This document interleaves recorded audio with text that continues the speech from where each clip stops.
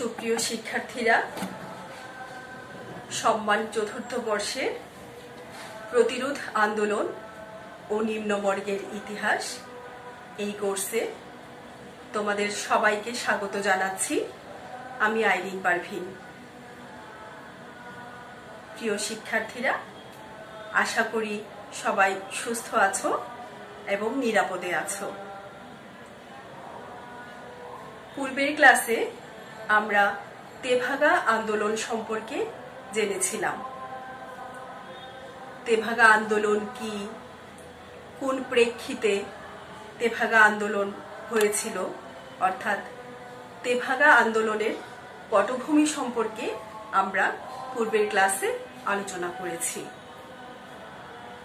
আজকে আমরা জানব যে তেভাগা আন্দোলনের প্রস্তুতি কিভাবে নিয়েছিল কৃষকরা, তারপর তেভাগা আন্দোলনের বিকাশ সম্পর্কে জানব, তেভাগা আন্দোলনের যে বিস্তৃতি এবং এই আন্দোলনে যে নেতৃত্ব এবং সাংগঠনিক যে দিক, সেই বিষয়গুলো নিয়ে আজকে আমরা আলোচনা করব। সেই সাথে তেভাগা আন্দোলনের যে ফলাফল ছিল আমরা সেই সম্পর্কেও আজকে জানব। তেভাগা আন্দোলন কি নিশ্চয়ই তোমাদের মনে আছে, তারপরও আমি আবারও একটু আলোচনা করছি যে 1339 থেকে 45 সালে যে দ্বিতীয় মহাযুদ্ধ ছিল এবং 1943 সালের যে মহাদুর্ভিক্ষ, এই মহাদুর্ভিক্ষের পর ঔপনিবেশিক শাসনকালে যে সাম্প্রদায়িক দাঙ্গা ছিল, সেই দাঙ্গার পর বাংলার শোষিত নির্যাতিত কৃষক জনতা দ্বারা সংগঠিত যে আন্দোলন, সেই আন্দোলনই ছিল তেভাগা আন্দোলন। এই তেভাগা আন্দোলনের কে আধিয়ার আন্দোলন নামেও অভিহিত করা হয়। এই আন্দোলনের মূল লক্ষ্যই ছিল কৃষক প্রজাদের, জমিদার এবং জোতদারদের যে অন্যায় অত্যাচার ছিল, সেই অন্যায় অত্যাচার থেকে কৃষকদের নিজস্ব অস্তিত্বকে রক্ষা করা। কৃষক সমিতির তত্ত্বাবধানে এই তেভাগা আন্দোলন পরিচালিত হয়েছিল। আর এই কৃষক সমিতিগুলো ছিল কমিউনিস্ট পার্টির অঙ্গ সংগঠন। তাহলে আমরা বলতে পারি যে তেভাগা আন্দোলনের নেতৃত্বে ছিল কমিউনিস্ট পার্টির অঙ্গ সংগঠন, ওই কৃষক সমিতিগুলো। বাংলায় যে ঔপনিবেশিক শাসন এবং জোতদারি ব্যবস্থা যে বিকাশ এবং এর যে উদ্ভব, এই সম্পর্কে, অর্থাৎ বাংলায় জমিদারি শাসন যে বিকাশ, তার উদ্ভব এবং বিকাশ সম্পর্কে গবেষকদের মধ্যে মতভেদ থাকলেও এই কথা সর্বজন বিদিত যে এই জোতদারি ব্যবস্থা উৎপাদন এবং বন্টনের ক্ষেত্রে এক নতুন সম্পর্কের সৃষ্টি করেছিল, যা শেষ পর্যন্ত তেভাগা আন্দোলনে রূপান্তরিত হয়। তাহলে আমরা কি জানলাম যে বাংলার জোতদারি ব্যবস্থার উদ্ভব এবং বিকাশ নিয়ে গবেষকদের মধ্যে মতভেদ থাকলেও এই কথা স্বীকৃত যে এই জোতদারি ব্যবস্থা উৎপাদন এবং বন্টনের ক্ষেত্রে এক নতুন সম্পর্কের তৈরি করে এবং যা শেষ পর্যন্ত তেভাগা আন্দোলনে রূপান্তরিত হয়। তেভাগা আন্দোলন ছিল ফসলের অর্ধেক অংশের পরিবর্তে উৎপাদিত ফসলের 2 ভাগের 3 ভাগের 2 ভাগ বর্গা চাষিদের পাওয়ার জন্য, অর্থাৎ 3 ভাগের 2 ভাগ ফসল দাবির আন্দোলন। অন্য কথায় যদি আমরা বলি যে এই আন্দোলন ছিল বর্গা চাষী কর্তৃক মালিককে প্রদেয় অর্থাৎ জমির মালিককে প্রদেয় খাজনার পরিমাণ অর্ধেক থেকে কমিয়ে 3 ভাগের 1 ভাগ করার দাবিযুক্ত একটা সংগ্রাম। অখণ্ড বাংলায় এই তেভাগা আন্দোলন ছিল সবচেয়ে বড় কৃষক আন্দোলন এবং যে ব্রিটিশ শাসনাধীন ভারতে এটা ছিল সর্বশেষ কৃষক আন্দোলন। তৎকালীন বাংলার 26টি জেলার মধ্যে প্রায় 24টি জেলায় এই তেভাগা আন্দোলন বিস্তার লাভ করেছিল এবং এই 24 জেলার 60 লক্ষেরও অধিক কৃষক বর্গা চাষী ক্ষেত মজুর এই আন্দোলনের মাধ্যমে ঐক্যবদ্ধ হয়েছিল। সরকার দমন নীতির মাধ্যমে এই আন্দোলনকে স্তিমিত করে এবং সরকারের এই দমন পীড়নের ফলে শেষ পর্যন্ত কৃষকরা তেভাগার যে দাবিগুলো ছিল সেই দাবিগুলোর বাস্তবায়ন করতে সক্ষম হয়নি। কিন্তু কৃষক যে আন্দোলনগুলো ছিল তারই ধারাবাহিকতায় এই তেভাগা আন্দোলনকে একেবারে ব্যর্থ বলাও ঠিক হবে না, কেননা বাংলার প্রায় 24টি জেলায় এই আন্দোলন বিস্তার লাভ করেছিল। ময়মনসিং, খুলনা, যশোর, তারপর পাবনা, বগুড়া, জলপাইগুড়ি, তারপর নদিয়া, মালদহ, মেদিনীপুর, বাঁকুড়া, হুগলি, সর্বত্রই এই তেভাগা আন্দোলন ছড়িয়ে পড়েছিল। এই আন্দোলনে প্রায় 86 জন নিহত হয়েছিল এবং 10,000-এর অধিক কৃষক বন্দী হয়েছিল। তাহলে আমরা আবারও একটু জেনে নিই যে এই বর্গা চাষী কারা বা এই আধিয়ার বা বর্গা চাষী কাদের বলা হচ্ছে। যেসব কৃষকের নিজস্ব কৃষি উপকরণ নেই, অর্থাৎ গরু, লাঙ্গল, তারপর হচ্ছে চাষ করার যে অন্যান্য কৃষি সামগ্রী সেগুলো নিজেরা দিয়ে, অর্থাৎ যেসব কৃষক নিজস্ব গরু, লাঙ্গল, অন্যান্য কৃষি উপকরণ ব্যবহার করে বীজ কিনে জমিতে ফসল উৎপাদন করে এবং সেই ফসল কাটাই মাড়াই করে যা পাওয়া যায় সেখান থেকে অর্ধেক আবার জমির মালিককে প্রদান করে, তিনিই আসলে বর্গা চাষী। তো এই বর্গা চাষীদের যে আন্দোলন, অর্থাৎ উৎপাদিত ফসলের 3 ভাগের 2 ভাগ পাওয়ার দাবিতে তারা যে আন্দোলন করেছিল সেটাই হচ্ছে তেভাগা আন্দোলন। এই আন্দোলনের পটভূমি যদি আমরা দেখি যে 1765 সালে যখন কোম্পানি সরকার দেওয়ানি লাভ করে, তারপর থেকেই মানে বলা যায় যে তখন থেকেই আসলে কৃষকদের দুর্দশার শুরু হয়েছিল। কারণ এই সময়ে ভূমির উপর তারা নিত্য নতুন পরীক্ষা চালাচ্ছিল। দেওয়ানি লাভের পরে 1 সোনা বন্দোবস্ত, তারপর 5 সোনা বন্দোবস্ত, এরপর 1793 সালে চিরস্থায়ী বন্দোবস্ত, এই প্রবর্তনের ফলে যে কৃষকদের দুর্দশার শুরু হয়, সেই সাথে 1770 সালে মহা দুর্ভিক্ষ যোগ হয়েছিল।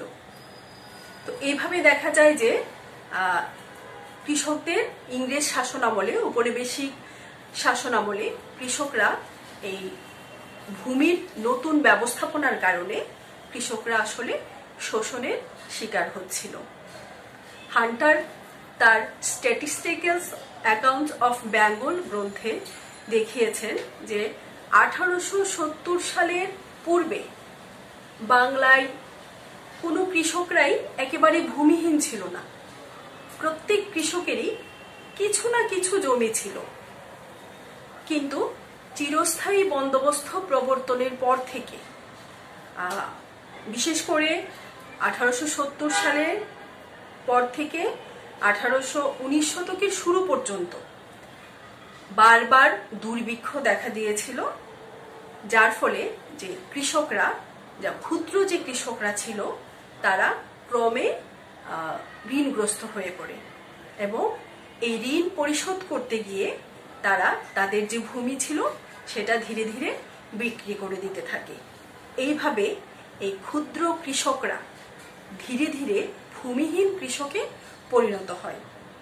আবার অন্যদিকে যারা সম্পদশালী মানে সচ্ছল কৃষক যারা ছিল, তারা মানে অপেক্ষাকৃত বড় কৃষকরা, বেশি সম্পদের মালিক যে কৃষকরা, তারা ওই জমিগুলো ধীরে ধীরে ক্রয় করে নিজেরা জোতদার শ্রেণীতে পরিণত হতে থাকে।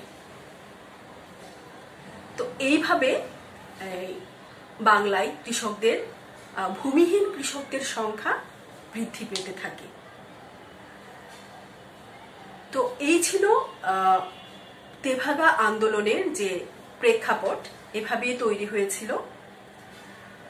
সমগ্র বিশ্বে যখন, বিশেষ করে ইউরোপে যখন যে সামন্তবাদের বিলোপ সাধন হচ্ছে, সেই সময়ে এই ইংরেজ সরকার মানে ইংরেজ কোম্পানি সরকার নিজেদের ক্ষমতাকে আরো মজবুত করতে এখানে চিরস্থায়ী বন্দোবস্ত প্রবর্তন করে।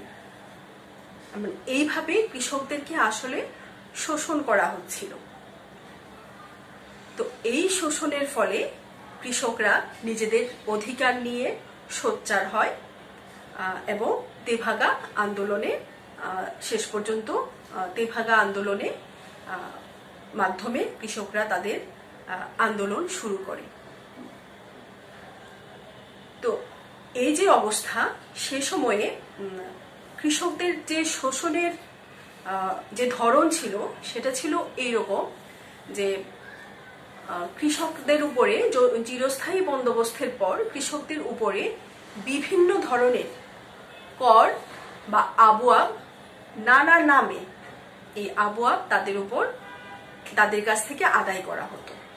ফলে দেখা যেত যে কৃষকরা যে পরিমাণ ফসল উৎপাদন করত তার প্রায় সবটুকুই জমির মালিককে এবং বিভিন্ন কর দিতে গিয়ে সে নিঃস্ব হয়ে যেত। ফলে কৃষক তার পেট চালানোর জন্য ঋণগ্রস্ত, মহাজনের কাছ থেকে, জোতদারের কাছ থেকে ঋণ নিত। এইভাবে সে ঋণগ্রস্ত হয়ে পড়ত।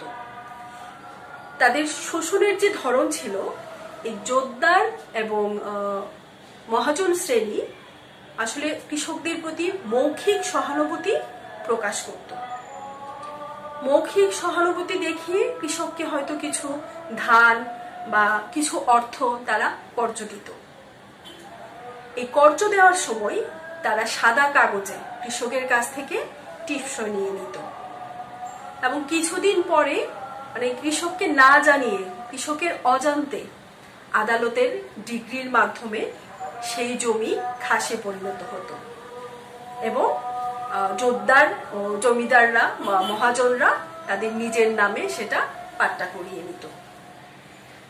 কৃষক যখন বুঝতে পারে বা জানতে পারে যে তার জমি খাস জমি হয়ে গেছে, তখন কৃষক সেই আদালত, উকিল, মুক্তার এভাবে চক্রাকারে ঘুরতে থাকে এবং ঘুরে ঘুরে একসময় সে নিঃস্ব হয়ে পড়ে।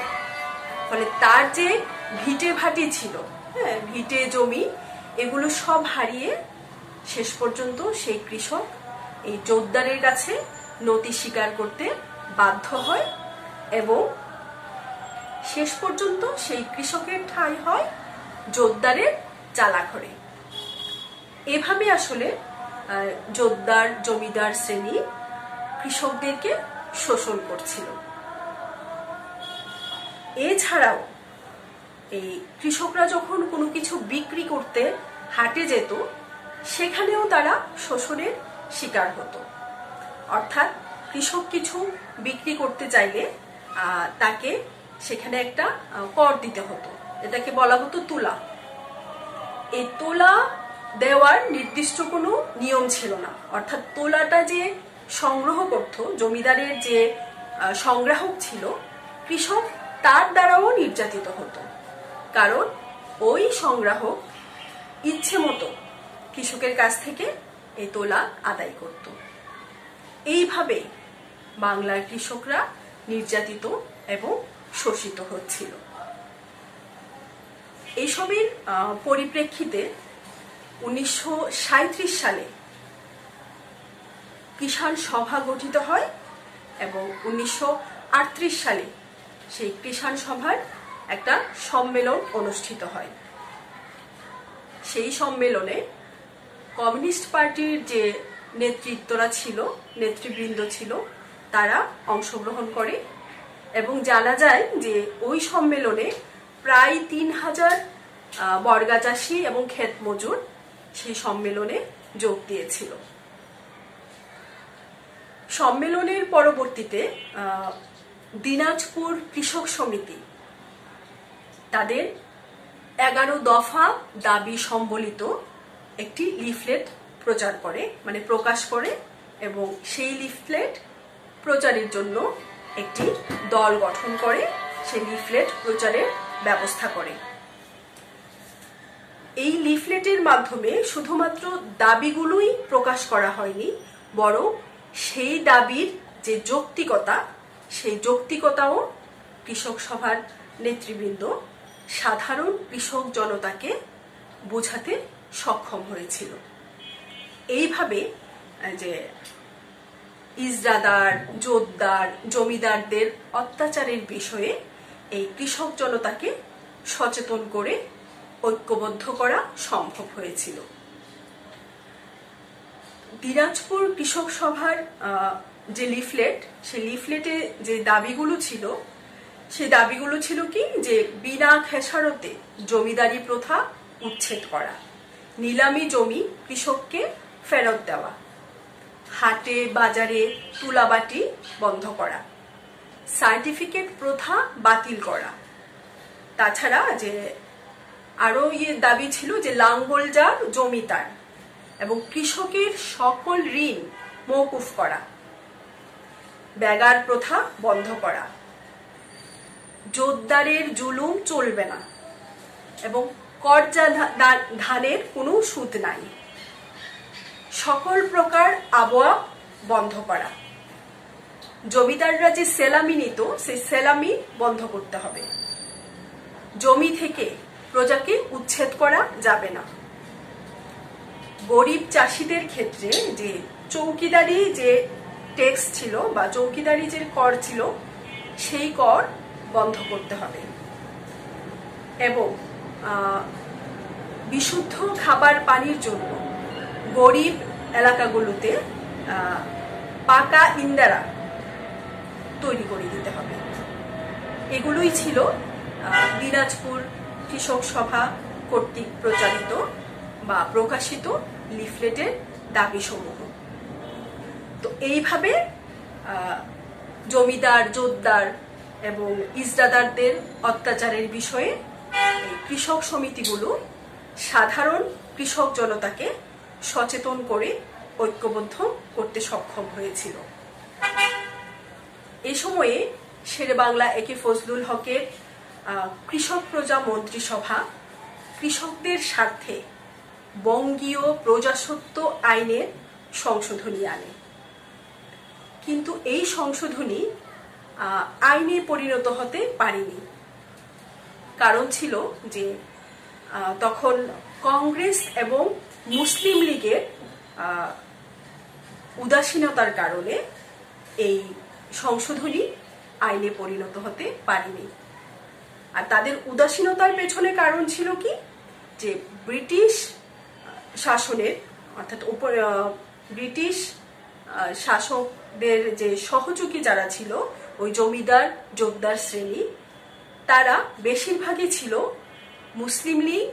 মুসলিম লীগ সরকার এবং কংগ্রেসের সমর্থক।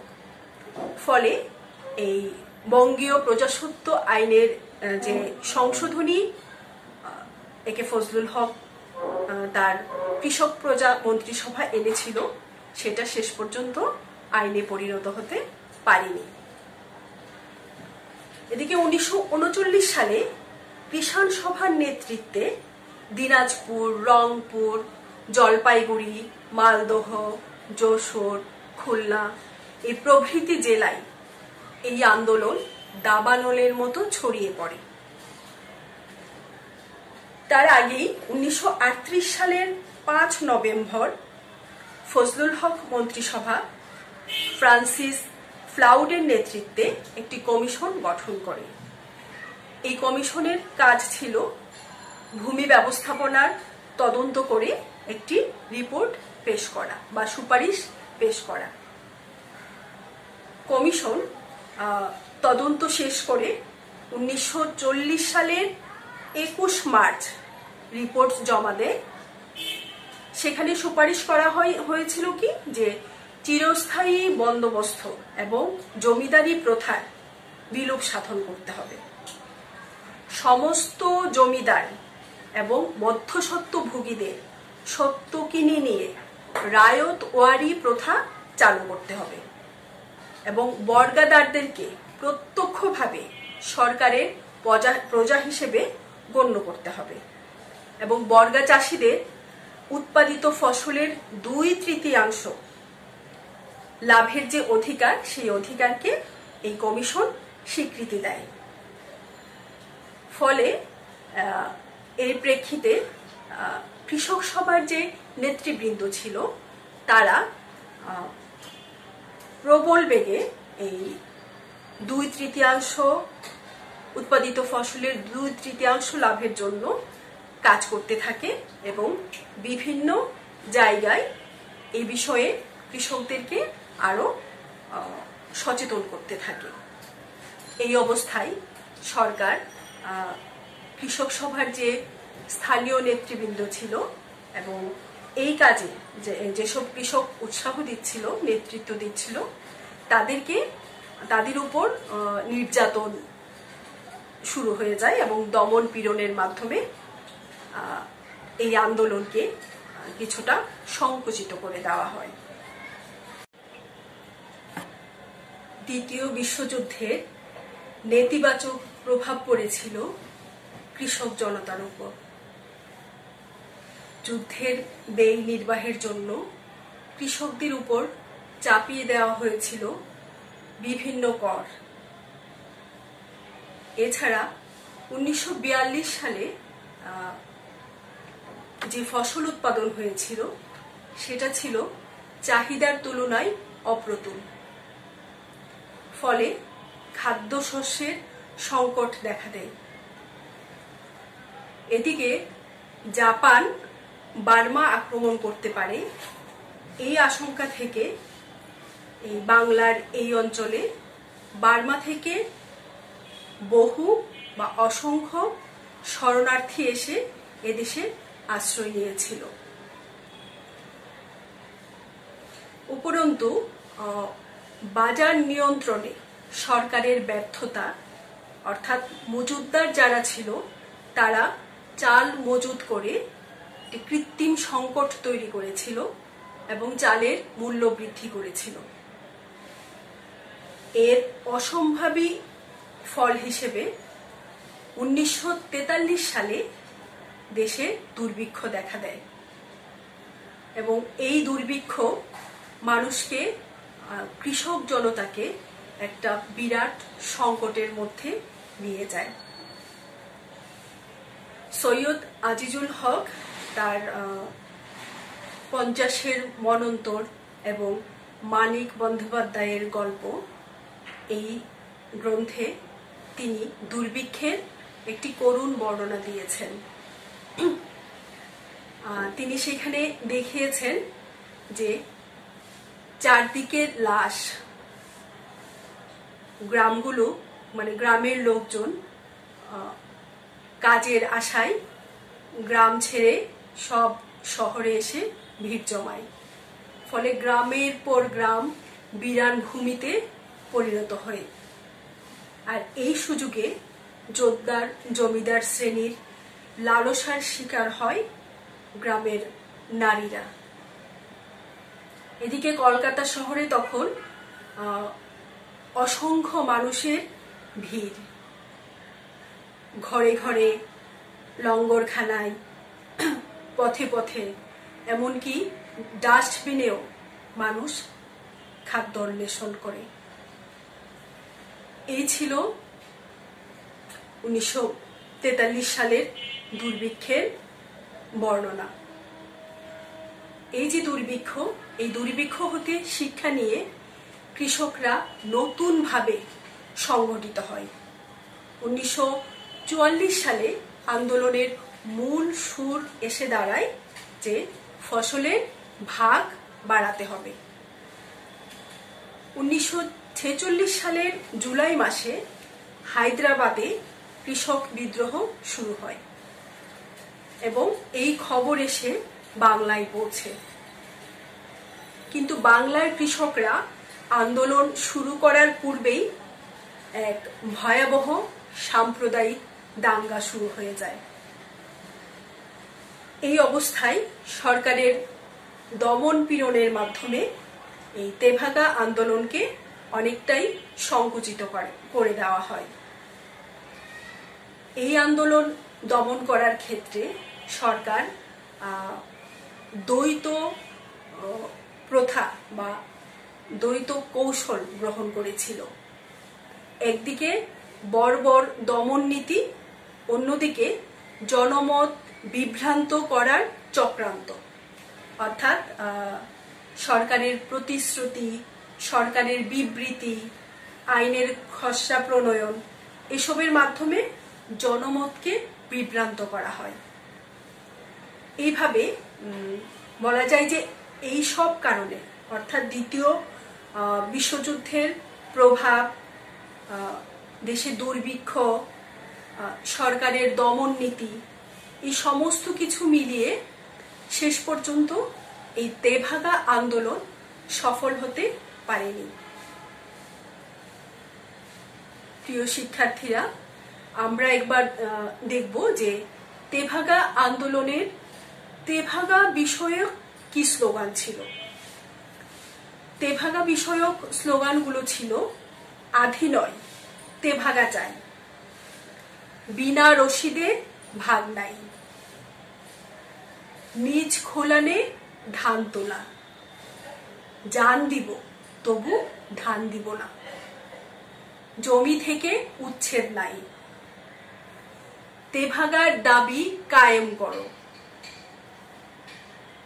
এই কৃষকরা অর্থাৎ বিদ্রোহীরা জমিদার বিরোধীও কিছু স্লোগান দিত, যেমন জমিদারি জুলুম চলবে না, বিনা খেসারতে জমিদারি উচ্ছেদ করো এবং চাষির হাতে জমি চাই। এছাড়া কমিউনিস্ট পার্টির কিছু স্লোগান ছিল, যেমন কৃষক সমিতির বাইরে গ্রাম নাই,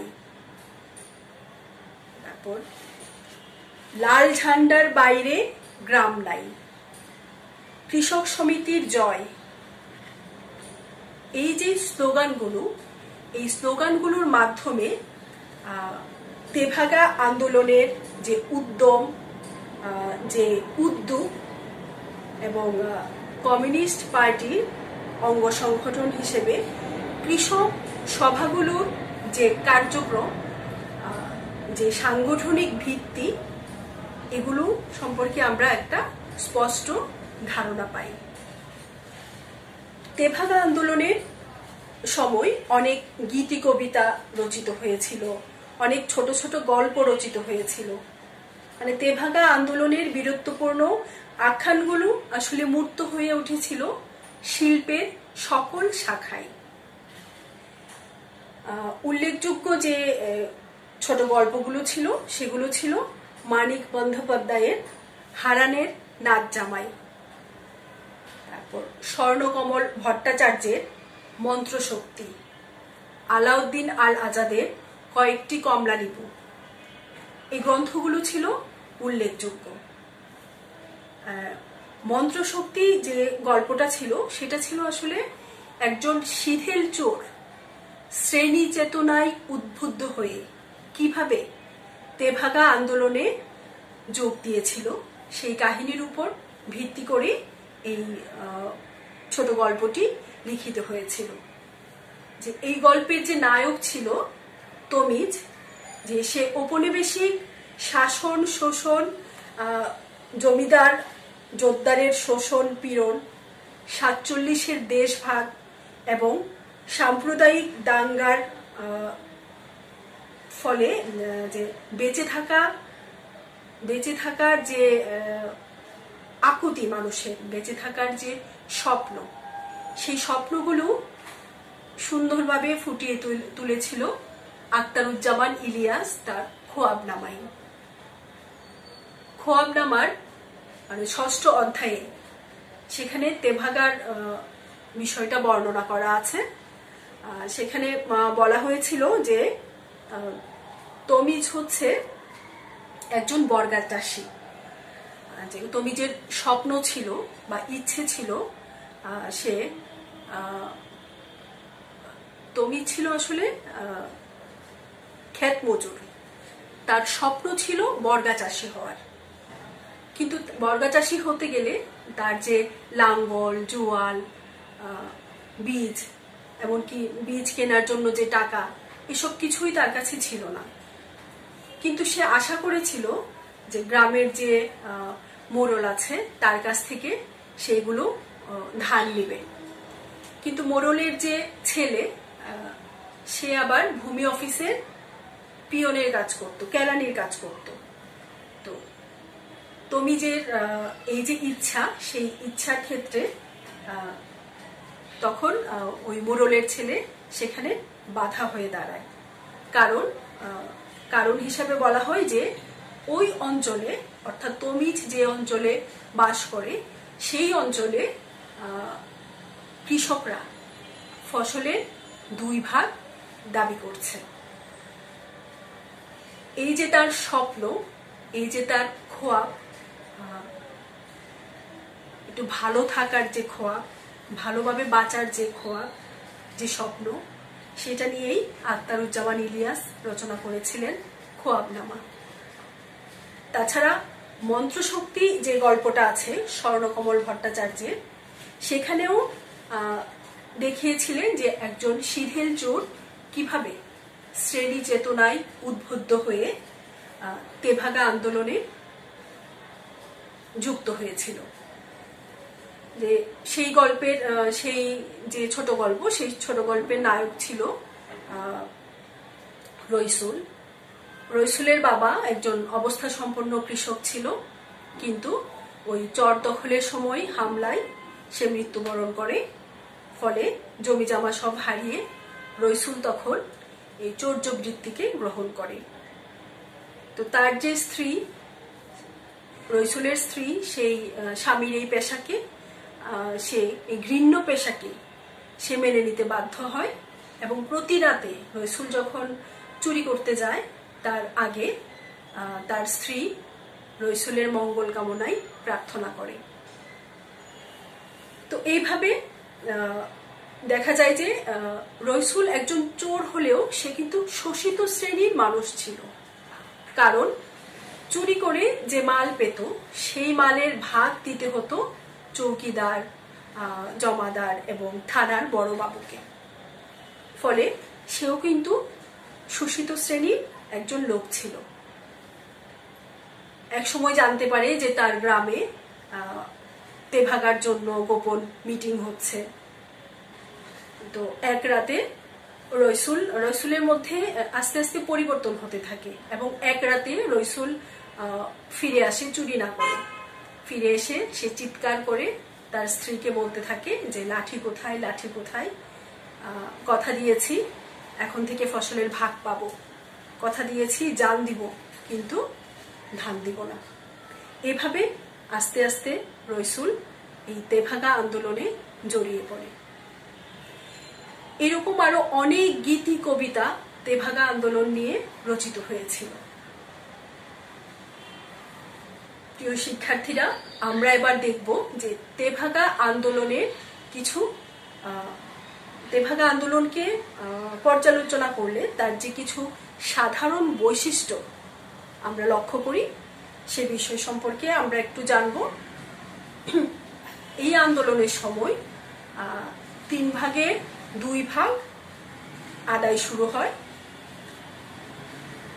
এই সময়ে যে কৃষক সভার যে নেতৃবৃন্দরা ছিল তারা এই আদায়ের সময় হাতে লাঠি এবং লাল পতাকা বহন করত। আর জোতদার এবং জমিদারকে দিত 3 ভাগের 1 ভাগ ফসল। যদি কোনো জোতদার বা জমিদার সেই ফসল প্রত্যাখ্যান করত তাহলে এই ফসল গিয়ে জমা হতো গণভাণ্ডারে।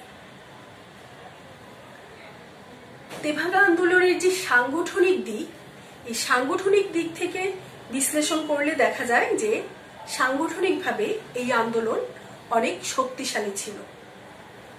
গণ কমিটি, গণ আদালত, গোয়েন্দা বিভাগ, গণতহবিল এবং গ্রাম প্রতিরক্ষা বাহিনী গড়ে তুলে আন্দোলনের নির্দেশ প্রদান করা হতো। এইভাবে তেভাগা আন্দোলনকে এগিয়ে নিয়ে যাওয়া হয়েছিল। এই আন্দোলনের আরেকটি সাধারণ বৈশিষ্ট্য যে গ্রামের নারীদের অংশগ্রহণ। এই আন্দোলনে অনেক সাধারণ গরিব নারী অংশগ্রহণ করেছিল, যাদের মধ্যে অধিকাংশই ছিল উপজাতি।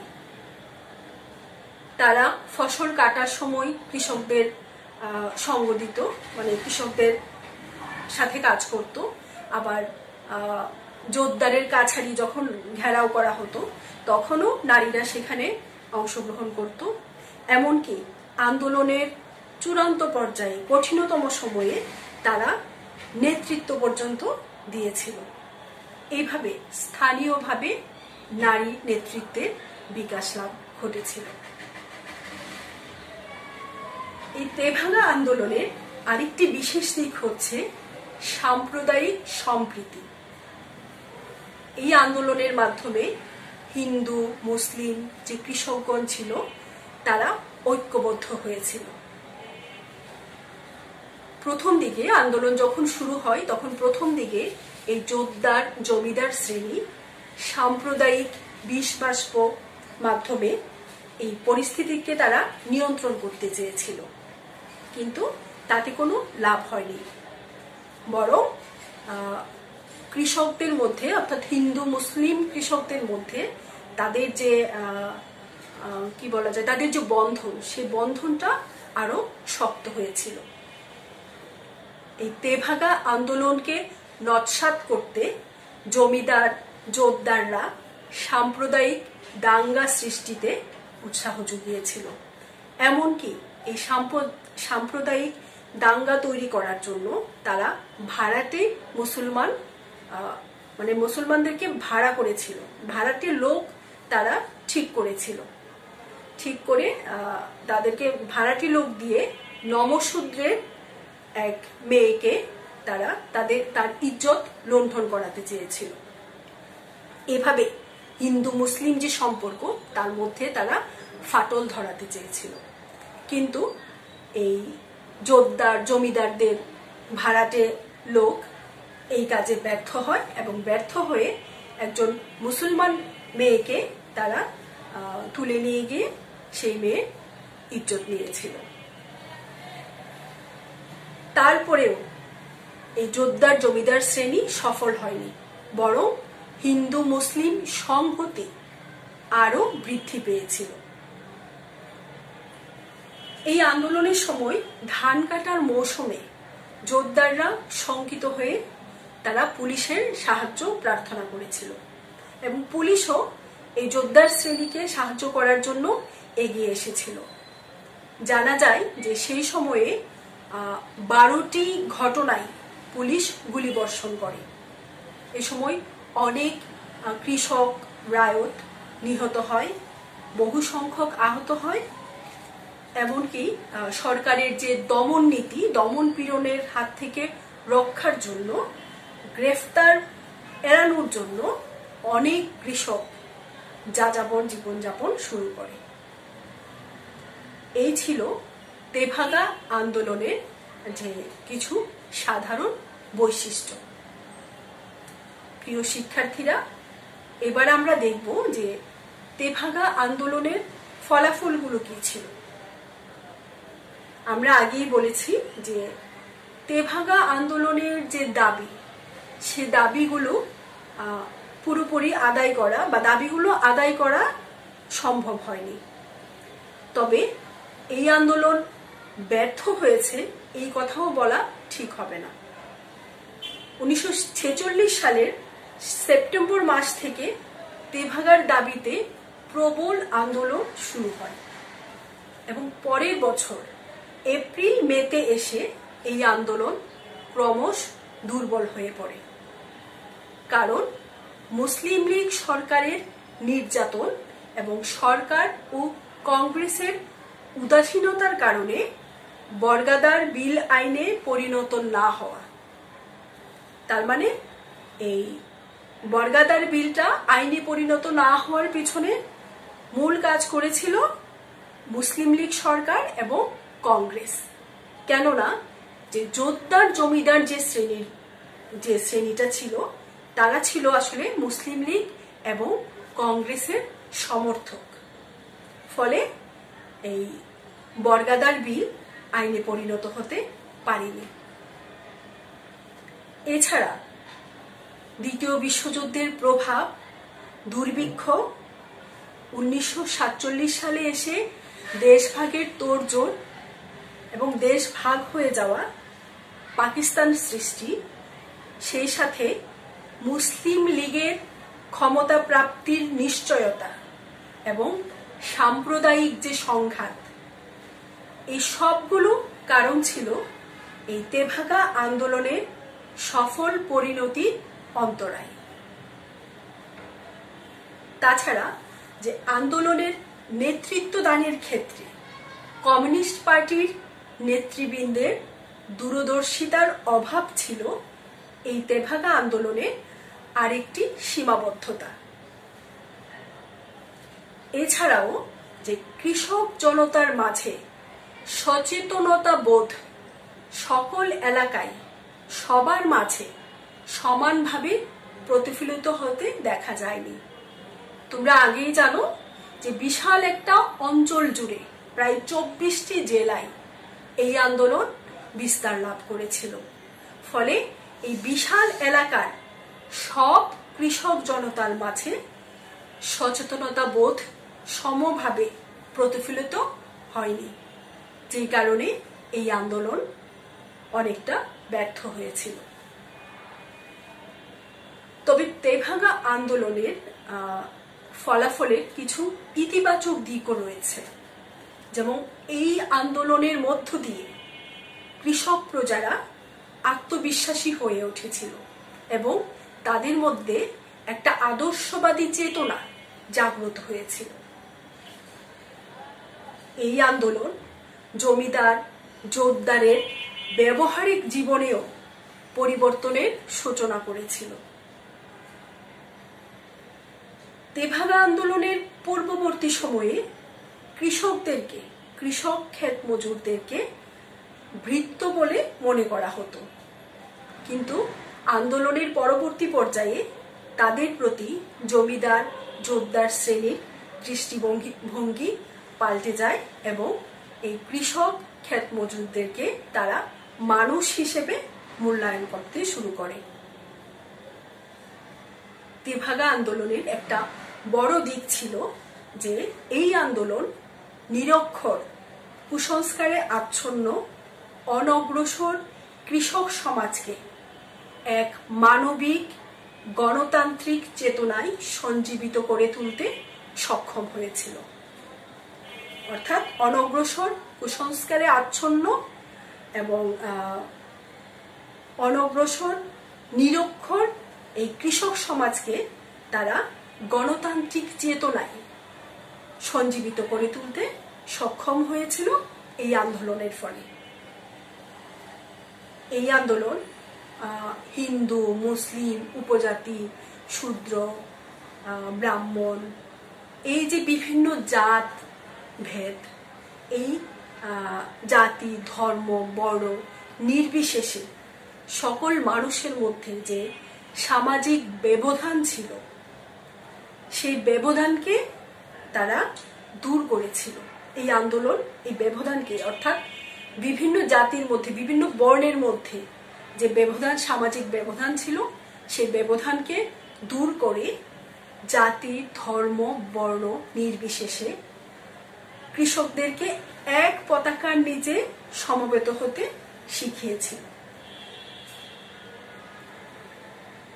প্রিয় শিক্ষার্থীরা, পরিশেষে আমরা বলতে পারি যে প্রায় 2 বছর ধরে চলা এই আন্দোলনে সরকারের দমন নীতির সামনে অতি সাধারণ প্রস্তুতি নিয়ে কৃষক প্রজারা যে সংগ্রাম করেছে, যে ত্যাগ স্বীকার করেছে, তা বাংলার কৃষক আন্দোলনের ইতিহাসে এক অভূতপূর্ব দৃষ্টান্ত স্থাপন করেছে। তবে এই আন্দোলনের দাবি অনুযায়ী কৃষিতে কোনো স্থায়ী সংস্কার হয়নি। বর্গা জমিতে উৎপাদিত ফসলের আধা আধি ভাগের যে সনাতন বন্টন ব্যবস্থা, সেটি টিকে ছিল। এমনকি পাকিস্তান সৃষ্টি হবার পরেও অনেক অঞ্চলে তেভাগার দাবিতে অনেক অঞ্চল আবার অশান্ত হয়ে উঠেছিল। সুপ্রিয় শিক্ষার্থীরা, আজকে এই পর্যন্তই। আগামী ক্লাসে আবার তোমাদের সাথে দেখা হবে। সবাই সুস্থ থেকো, নিরাপদে থেকো, বাড়িতে থেকো।